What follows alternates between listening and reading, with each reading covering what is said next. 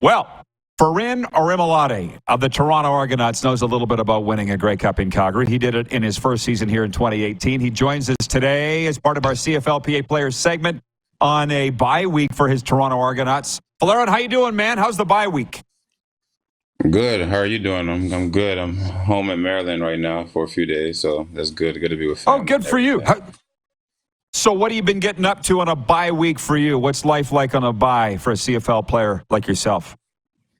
For me, it's just taking care of house stuff, hanging with family, and that's really it. And then about to train a little bit, try to make sure I stay in shape for the rest of the season. We have a long stretch coming. Yeah. So. Looks like you might have lifted a weight or two in your day.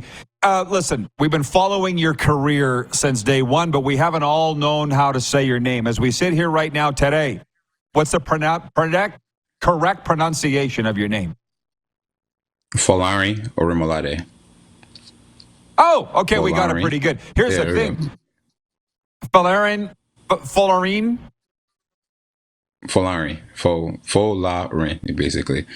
Gotcha. The ring is kind of like an intonation, essentially. Yeah. Well, I'll tell you what. And then Orimolade.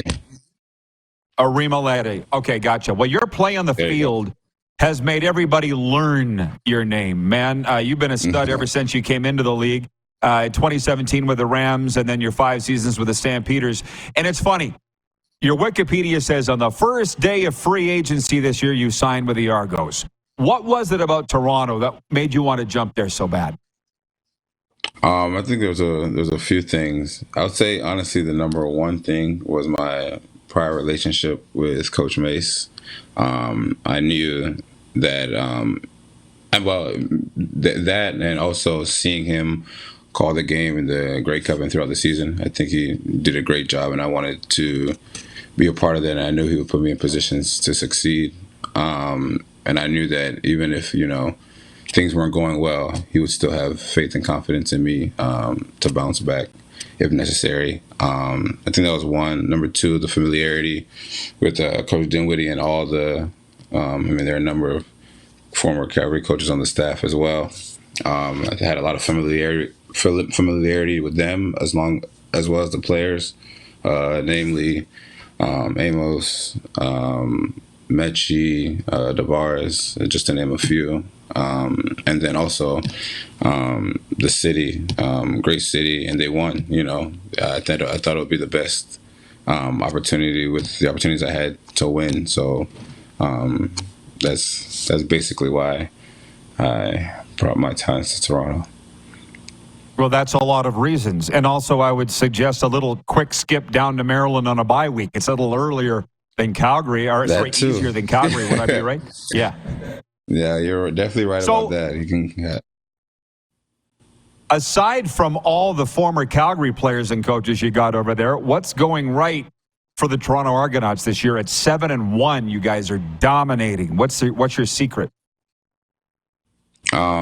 I think we have a lot of players, but we have a lot of really good players. Number one, I think also everyone has like their role. Like everyone, it's not like we're all competing every single day. I think that also helps us that we have a high level of compete even within practice.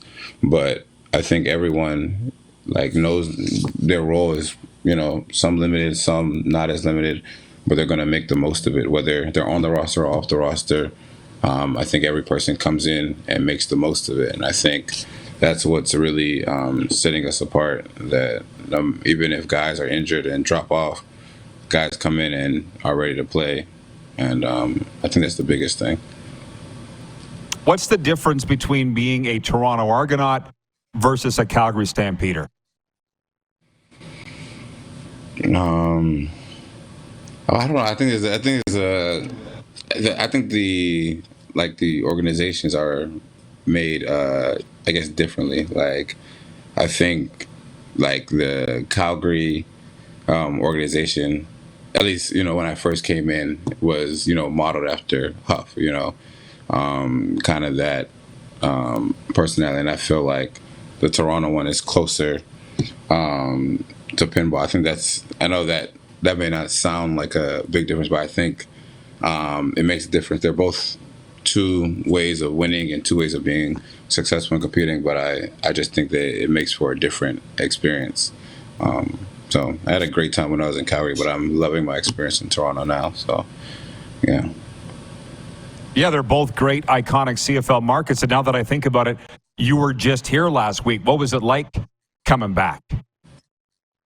It was fun. I mean, it would have been much more fun if we won, but it was good. I have family out there. My mom's brother lives there. So that was good. I also went to like some of my favorite places to eat and my favorite like parks and stuff like that. So I got to do all that. So it was good.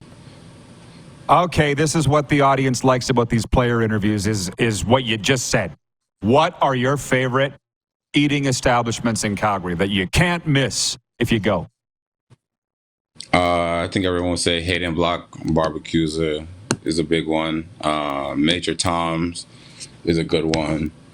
I love alumni chicken sandwiches.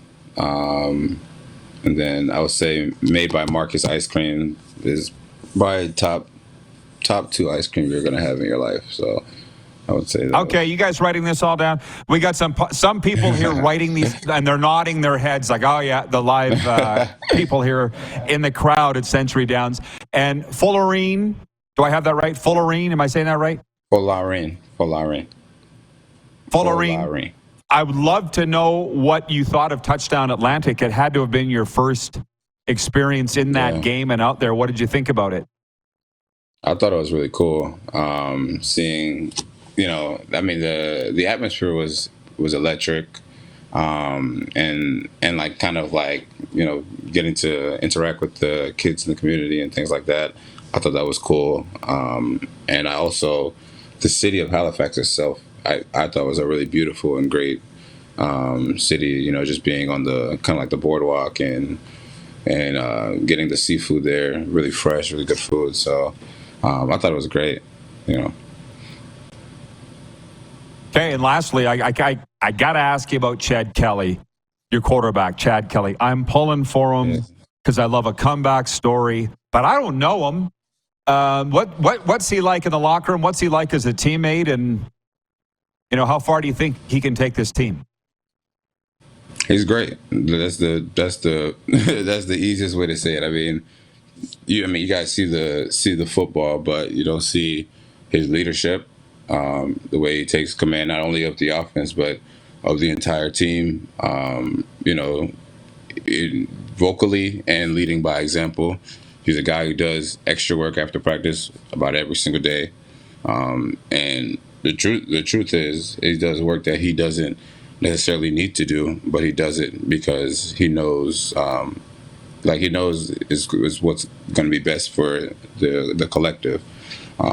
So I mean that's Chad, and he's a good person, a great person to be around too. So I mean, you guys see the football, you see he's a great leader as well. So where he can take us, I mean, I think we can win the Grey Cup with him as our quarterback for sure. So yeah.